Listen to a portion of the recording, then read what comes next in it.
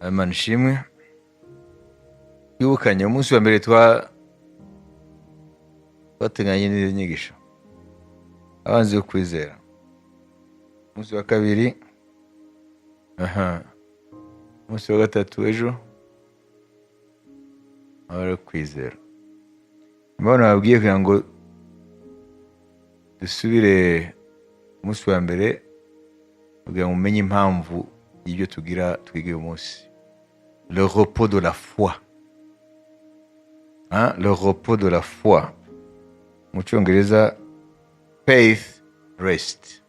Faith rest. Mu cyongereza, repos ni rest. Amahoro n'ituze bizanwa no kwizera. Amahoro n'ituze bizanwa kwizera. Urabona ko turacyakomeza kureba iryo jambo kwizera. Le repos de la foi. Amahoro n'ituze bizanwa kwizera. Amahoro n'ituze bizanwa no kwizera. Somere muri Matayo 11:28-30. Mwese abarushye n'abaremerewe muze munsange ndabaruhura. Mwemere kuba abagaragu banjye munyigireho, kuko ndi umugwaneza kandi noroheje mu mutima. Namwe muzabona uburuhukiro mu mitima yanyu, kuko kunkorera kutaruhije n'umutwaro wanjye utaremereye. Amen. Ana amagambo y'Umwami Yesu Kristo aravuga ko dukwiye kujya kuri we, muze kuri njye. Venez à moi vous tous qui êtes fatigués et chargés, et je vous donnerai du repos. Prenez mon joug sur vous et observez mes instructions, car je suis doux et humble de cœur, et vous trouverez du repos pour vos âmes. Car mon joug est doux et mon fardeau léger. Mbere y'uko aya magambo aba yacu, yabanje kubwirwa Abisirayeli. Kubera iki Yesu yayavuze? Yabanje kubwira aya magambo Abisirayeli. Ishyanga rya Isirayeli,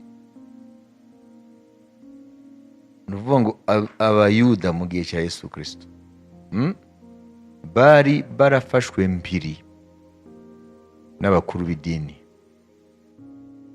Mbere yo kumva amagambo aba yawe, ubanze wumve muye context Yesu yavuze. Nukurikirana mbere yuko yavuga hariya, ushobora kumva impamvu. Ni ukuvuga ngo ubwoko bwa Isirayeli, Imana yatumyeho integuza yitwa Yohana Umubatiza. Ntago ubutumwa bwe babwakiriye, kuko biratubwira ngo abaje kuri we ngo ababatize ngo bari abakoresha b'ikoro n'aba des prostituées, des publicains et des prostituées. Ni ukuvuga ngo abantu baje kubatizwa na Yohana Umubatiza amaze kuvuga ubutumwa ntabwo ari abantu bo hejuru. Amen. Donc la société qui se respectait apparemment, abantu bumva ko Yohana Umubatiza ntabwo yigeze abona abantu bahambaye bamuzaho. Na niyo mpamvu Yesu yabwiye abafarisayo ngo ese uriya magiye kureba ninde? Kuko urumva bumvise Yohana atangiye kurangurira ijwi ngo ni mwihane. Urumva ko bari bamaze imyaka 400 nta muhanuzi uvuga kuva mu gihe cya Malaki. Bumva rero ijwi rirangurura rihamagara abantu kwihana. Barakangutse bose, urumva ko abafarisayo kuko bitusha domene yabo y'idini, ubwo rero urumva ko nabo barahuriye kujya kureba. Yesu ababwira ayo magambo abanziriza ayo twasomye, sibyo? Umurongo wa 7 eze ku murongo wa 15. Abo bakigenda Yesu atangira kuvugana n'abantu ibya Yohana ati, mwagiye mu butayu kureba iki? Urubungo ruhungabanywa n'umuyaga? Ariko mwagiye kureba iki? Umuntu wambaye imyenda yorohereye? Erega abambara iyorohereye baba mu ngo z'abami. Ariko mwajyanywe n'iki? Kureba umuhanuzi? Ni koko, kandi ndababwira yuko aruta umuhanuzi cyane. Uwo ni we wandikiwe ngo, dore ndenda gutuma integuza yanjye imbere yawe, izakubanziriza igutunganiriza inzira. Ndababwira ukuri yuko mu babyawe n'abagore batigeze kubaho umuntu uruta Yohana Umubatiza, ariko umuto mu bwami bwo mu ijuru aramuruta. Uhereye ku gihe cya Yohana Umubatiza ukageza none, ubwami bwo mu ijuru buratwaranirwa, intwarane zibugishamo imbaraga. Kuko abahanuzi bose n'amategeko byahanuye kugeza igihe cya Yohana, kandi niba mushaka kubyemera, ufite amatwi yumva niyumve. Amen. Amen. Aya magambo abo ariyo yarayabwira bari bemeye kwihana. Barahagurutse baza gushungera bareba uwo mugabo. Uwo mugabo aturutse aho batazi, yambaye mu bitajyanye n'igihe cyabo. Yari yambaye impu. Ubwo yabaga mu butayu. Arababwira rero, uriya basuzuguye ubutumwa bwe uwo ari we. Amen. Ibi ni imbere yuko avuga ngo nimuze kuri jyewe abarushye. Uraza kumenya impamvu yavuze ibyo. Imana ishimwe. Mubanze mumenye ngo amagambo yavuze ko ari igihe twebwe tujya twifatira agatekste gusa cyangwa tuverese tukavura muri Bibiliya. Yaravuze nimuze kuri jyewe abarushye n'abaremerewe, ukayifata gusa gutyo kuko nibyo bijyanye n'ibyo ushaka kumva. Ariko nagukurikirana urebe kontekste yose. Ese aya magambo yavuzwe kubera iki? Mbere yuko aba aya bose yabanje kubigwa abandi. Kuri ko umuntu amenye ukuri kose. Imana ishimwe. Haleluya. Ni nk'uko wowe uragenda ukabona hariho abantu babiri bararwana. Wenda umwe arusha undi amaboko cyangwa imyaka simbizi. Wowe uragiye rero noneho utangiye gufata uruhande rumwe. Ukatangira gukondana urundi ruhande. Niho warabajije ibi by'aba bantu bimeze biti? Kugira ngo bagere aho barwana batangiye bati. Murabiho? Ibyo ubikoze gutyo uzabukoze ibintu byiza. Cyo kubanza kumenya ese kugira ngo bagere aho barwana byagenze gute? Aho ni uzafasha. Ntagupfa kuza kuvuga ngo wowe ntabwo ubizi uko byatangiye. No mu ijambo ry'Imana rero, nujya gufata ijambo gusa utuverse tungahe ukatuvana mu yandi magambo akari twahagararaho, utigeze ufata umwanya wo gusoma amagambo yose, uzisanga kenshi wibeshya kuri meaning, kuri sense, kubisobanura. Kandi malheureusement abakristo benshi ko bameze n'ubunebwe. Bari ubunebwe. Somere Luka 7:30. Ariko abafarisayo n'abigisha amategeko ubwo batabatijwe nawe bivukije inama z'Imana. Amen. Amen. Aya ni amagambo akurikira ariya neti mukunda dusomeye kare. Cyangwa na Luka nawe twumve nawe aroprene biriya Matayo yavuze, were ku 24 uze kugera kuri 30. Intumwa za Yohana zimaze kugenda, atangira kuvugana n'abantu ibya Yohana ati, mwajyanywe mu butayu no kureba iki? N'urubingo ruhungabanywa n'umuyaga? Ariko se mwagiye kureba iki? N'umuntu wambaye imyenda yorohereye? Erega abambara imyenda y'abaririmbyi n'abagaburirwa ibyiza baba mu ngo z'abami. Ariko se mwajyanywe no kureba iki? N'umuhanuzi? Ni koko, kandi ndababwira ko aruta umuhanuzi cyane. uwo niwe wandikiwe ngo dore ndenda gutuma integuza yanjye imbere yawe, izakubanziriza itunganye inzira yawe. Ndababwira yuko mu babyawe n'abagore ari ntawe uruta Yohana, nyamara umuto mu bwami bw'Imana aramuruta. Abantu bose n'abakoresha b'ikoro bamwumvise bemera ko Imana idaca urwa kibera kuko babatijwe na Yohana. Ariko abafarisayo n'abigisha amategeko ubwo batabatijwe nawe bivukije inama z'Imana. Amen. Baravuga ngo les pharisiens et les docteurs de la loi, abasadukayo n'abigishamategeko, kutabatizwa na Yohana baburijemo umugambi w'Imana kuri bo. Bivuga ngo bapfiriye mu byaha byabo. Uhita ubona rero ariya magambo yavuze, nimuze kuri jye abarushye n'abaremerewe ngo baruhure. Abayuda bari bafite abayobozi b'idini ryabo, bari barahinduye amategeko y'Imana y'ukuri, bazana imihango yabo kugira ngo ubwoko bw'Imana bube mu bucakara, babukandamize, babudomine. Bivuga ngo Yesu ntabwo yasanze amategeko ya Mose akiri yayandi uko Imana yatanze, bari bongerejeho ibyo bita les traditions. Noneho iyo mihango yindi ibuza imbaraga amategeko y'Imana y'umwimerere. Niyo mpamvu Yesu yavuze ngo muzabona ishyano abafarisayo n'abasadukayo, namwe abanditsi, ngo kuko mwikoreje abantu imitwaro ibavuna, ntimwashobora no kuzamura ushobora n'agatoki kugira ngo mubaruhure. Mwabahaye imitwaro, mwebwe murigaramira mubagekaho imitwaro. Ni imitwaro y'iki? Ni imitwaro y'amategeko atari Imana yavuze. Ni ukuvuga ngo bariya bakuru b'idini ry'Abisirayeli bari bikoreje ubwoko bw'Imana amategeko atari Imana yatanze.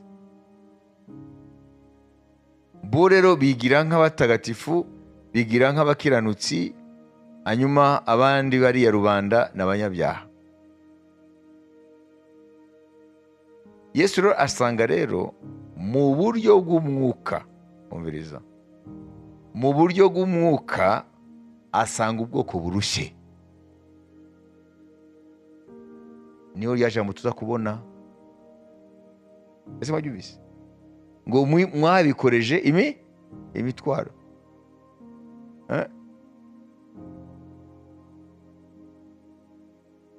Mudashobora ubwanyu no kugerageza kugira ngo namwe mufashe na gato namwe mwikorere. Ni ukuvuga ngo Yohana Umubatiza icyo Imana yitegaga ku butumwa bwe namara kubuvuga ntabwo ari icyo Imana yabonye. Kuko Yohana Umubatiza yahuye na resistance y'imbaraga z'idini,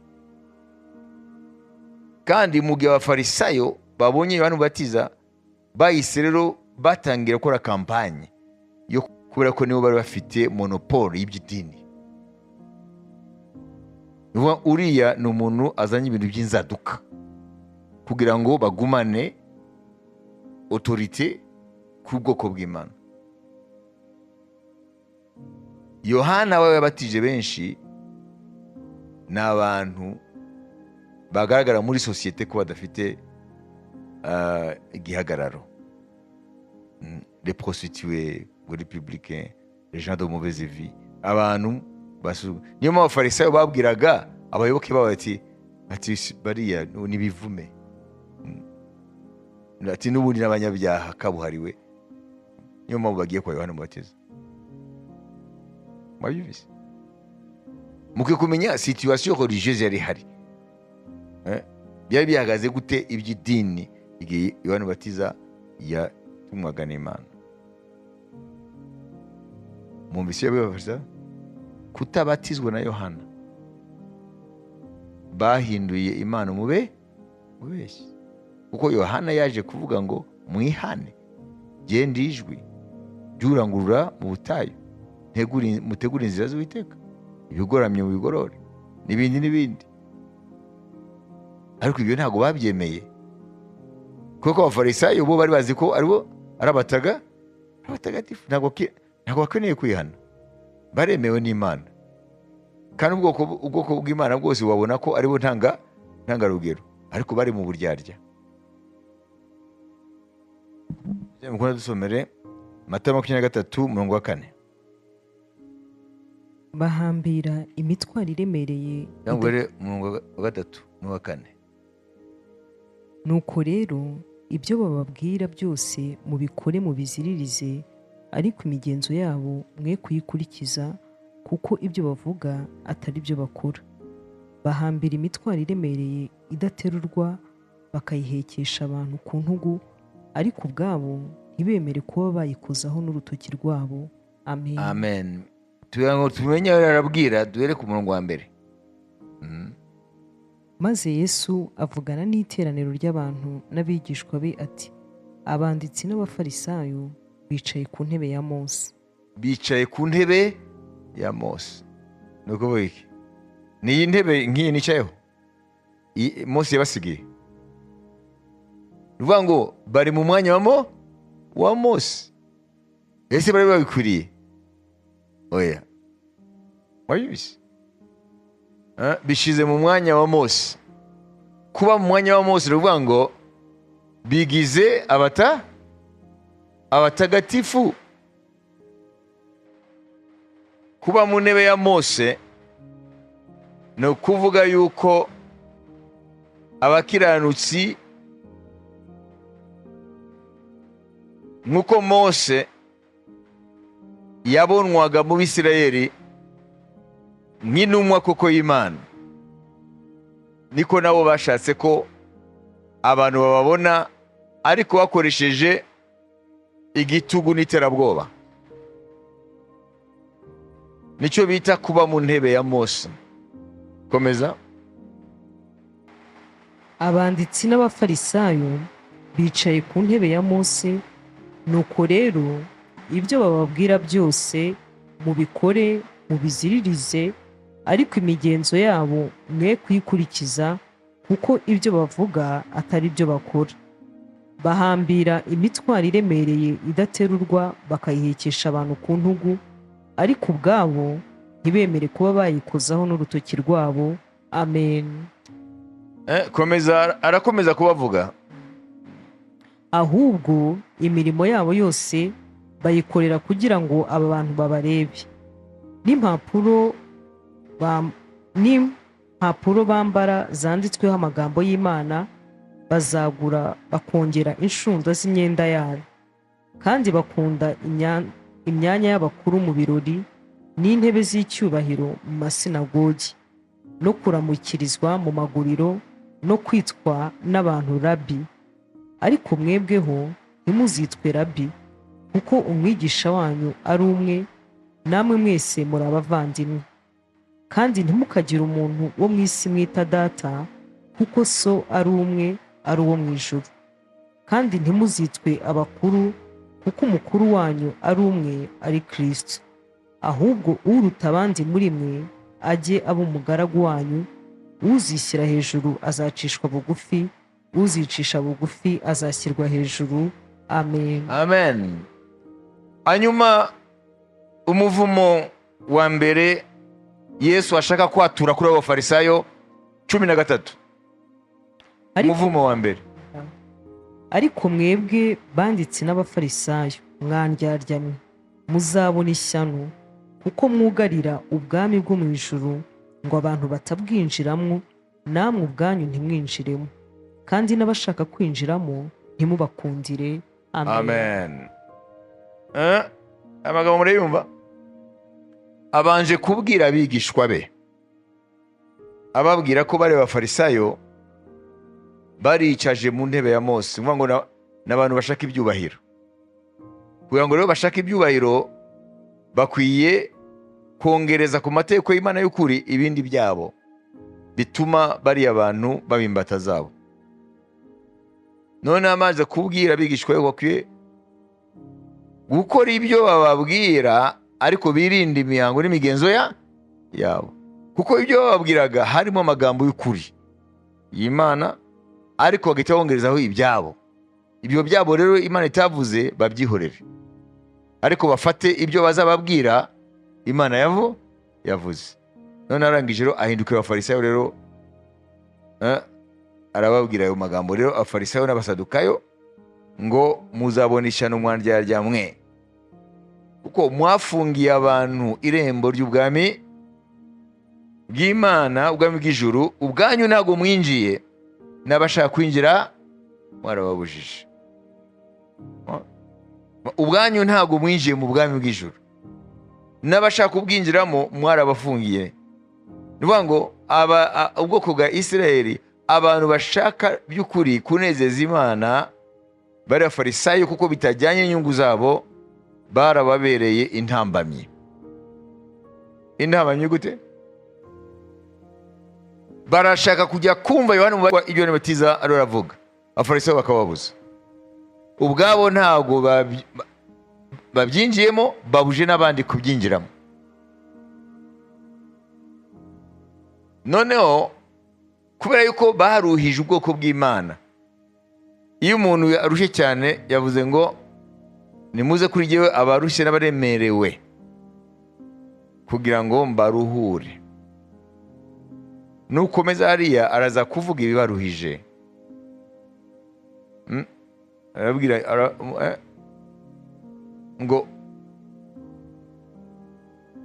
mumpe iyo mitwaro yanyu baruhije kugira ngo mbaruhure, hanyuma mu mwanya w'iyo mitwaro mbaho uwanjye utavunanye, utaremereye. Hano ntabwo ari imitwaro igaragara gutyo umuntu yikoreye, nari amategeko y'abafarisayo.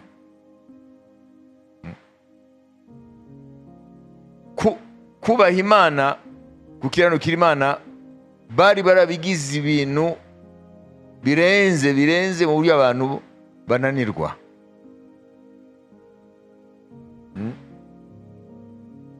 N'abayuda uyu munsi ubarebye mu mihango y'idini ryabo, bafite ibintu byinshi bidafututse, bitari no mu ijambo ry'Imana. Abitwa barabi uyu munsi ni benshi muri Isirayeli. Umurabi wese azana ibye. Mu buryo rero kugira ngo ukiranukire Imana ukurikije abo barabi babo bavuga, ntiwabivamo, kuko ntabwo ari iby'Imana yavuze. Bafata amategeko ya Mose bakongereza ibyabo byinshi cyane, ugasanga rero iby'Imana yasabye Mose kubwira Abisirayeli noneho ntabwo bigifututse. Iyi myaka yose Abisirayeli kuva Mose abaha amategeko y'Imana, hanyuma bakageraho bajya mu bunyage Babuloni, bakabona imyaka 70. Muri iyo myaka 70 bariyongejeho n'ibindi. Noneho ijambo ry'Imana riza rifite n'ibindi ku ruhande. Burya bagira Tora. Tora niyo Bibiliya yacu mu Isezerano rya kera, ariko bakagira n'ibindi bitabo by'abanyabwenge babo, abanditsi bagiye bandika bindi ngo bisobanura Tora.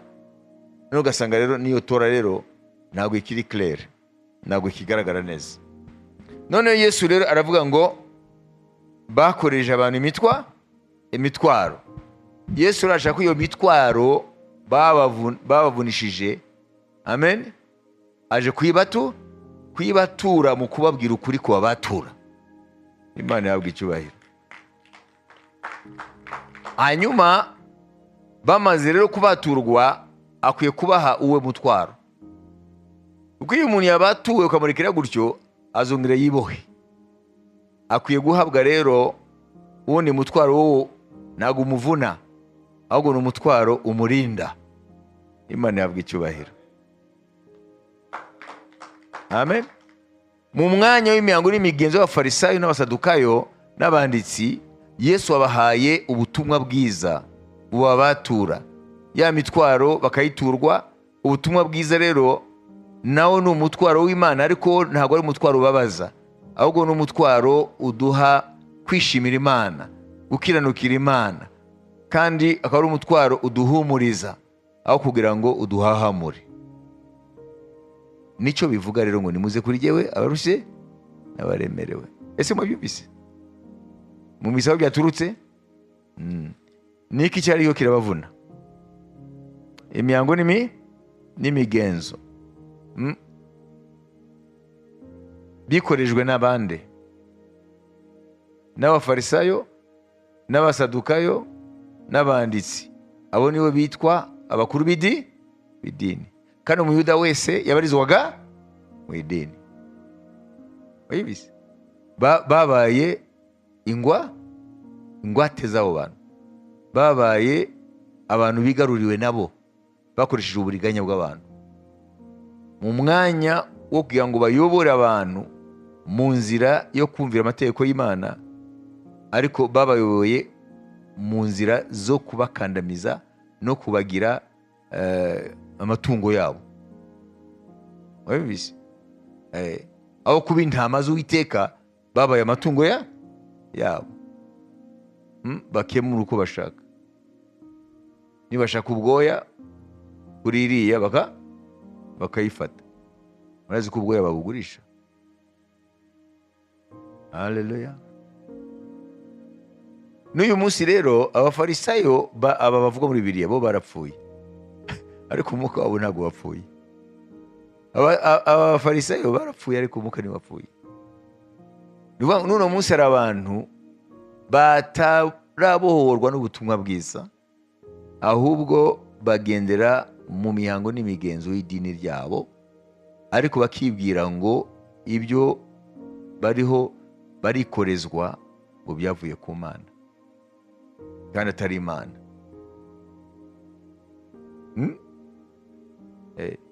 Tukwiye gutandukanya rero inyigisho z'abafarisayo hamwe n'ubutumwa bwiza, kuko ibyo ntabwo byahindutse. Abafarisayo barapfuye mu buryo bavugwa hano, ariko umwuka w'abafarisayo urahari kandi uracyakora, kandi ufite benshi munsi y'igitugu cyawo. Uwo mwuka ushobora kuba mu itorero ry'ubutumwa bwiza, ariko ukaba uri munsi y'igitugu cy'ubufarisayo.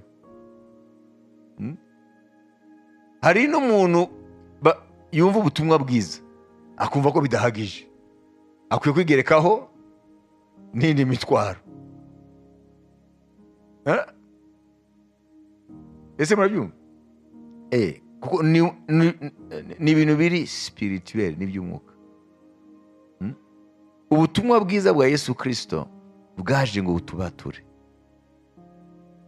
Ibitari ubutumwa bwiza byose byitwa iby'Imana nibikuha.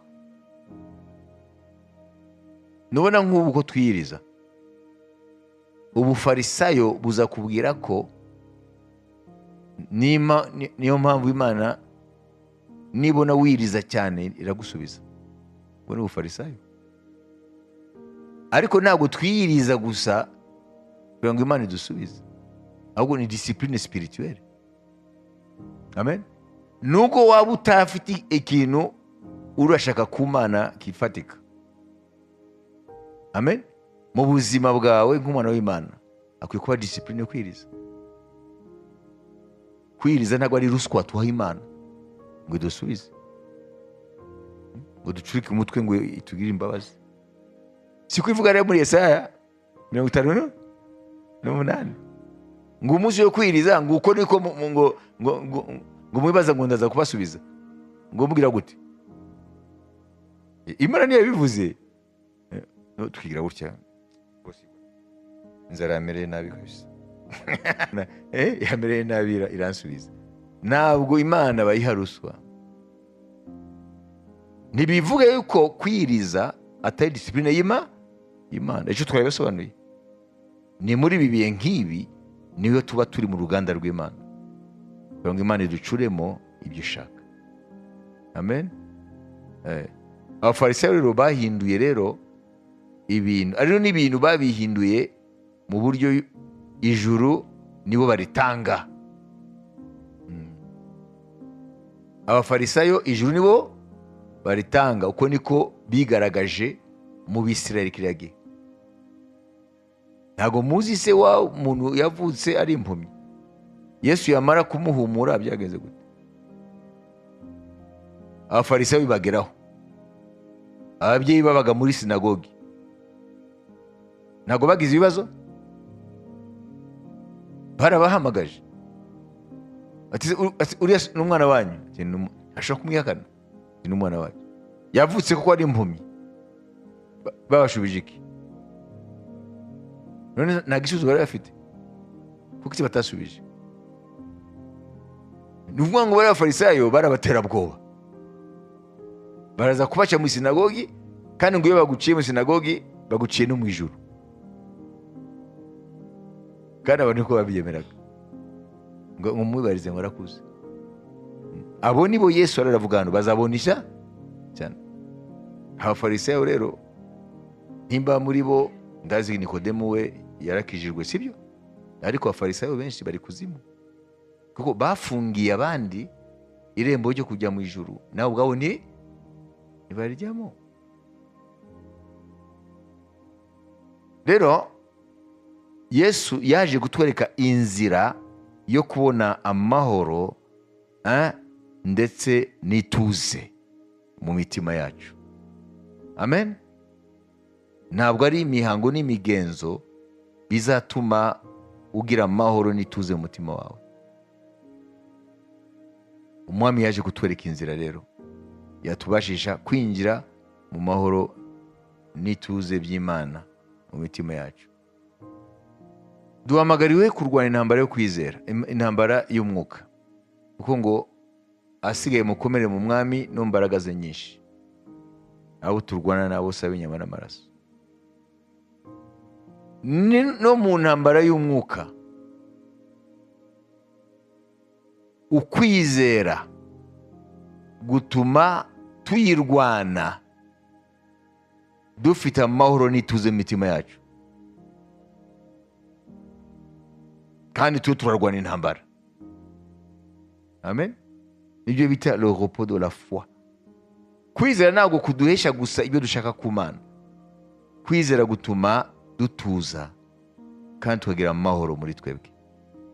Imana ishimwe.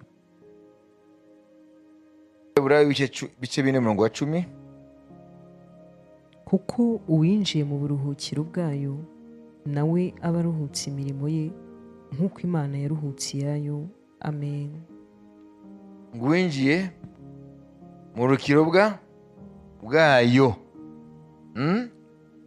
uwinjiye mu buruhukiro bwayo. Bibiliya avuga hano ko Imana yahamagaye Abisirayeli ngo ibajye imbere izabageze mu buruhukiro. Bari bavuye he? Bari bavuye mu nzu y'uburetwa. None urugendo rwose intego yarwo yari iyihe? Yuko bagera aho baruhukira. Kandi aho baruhukira hari hehe? I Kanani. Niyo mpamvu tuza kubona amagambo atandukanye muri Bibiliya yuko hariho abantu bahamagariwe kwinjira muri urwo buruhukiro, ariko ntabwo babwinjiyemo. Uburuhukiro tukwiye kubwumva mu buryo bubiri. Mu Giheburayo uburuhukiro ni Shabbat, ibyo mwita Sabato, uburuhukiro. Ariko Abaheburayo hano bavugwa ntabwo ari ya Sabato hano. Nuvuga ngo ni uburuhukiro aho bari gusoza urugendo none bagatura batakiri abacakara. Nuvuga ngo ni Kanani. Baravuga ngo iyo Yosuwa yaba yarabahaye uburuhukiro, ntabwo Imana yari kuvuga kandi muri Dawidi ngo nibumva ijwi ryayo ryitwa none nibinangira imitima yabo nk'uko abo mu butayu binangira imitima yabo. bivuga ngo Imana iravuga ko hari uburuhukiro bundi bubikiye ubwoko bw'Imana. Bivuga ngo mu buryo bumwe mwumva uburuhukiro bw'Abisirayeli ko yari Kanani, witandukanije na Egiputa. Natwe rero Imana iduhamagaye muri Kristo Yesu, ibiduhamagariye kwinjira mu buruhukiro. Ubwo buruhukiro rero ukwiye kubwumva muri uburyo: ariho kuruhukira muri Kristo,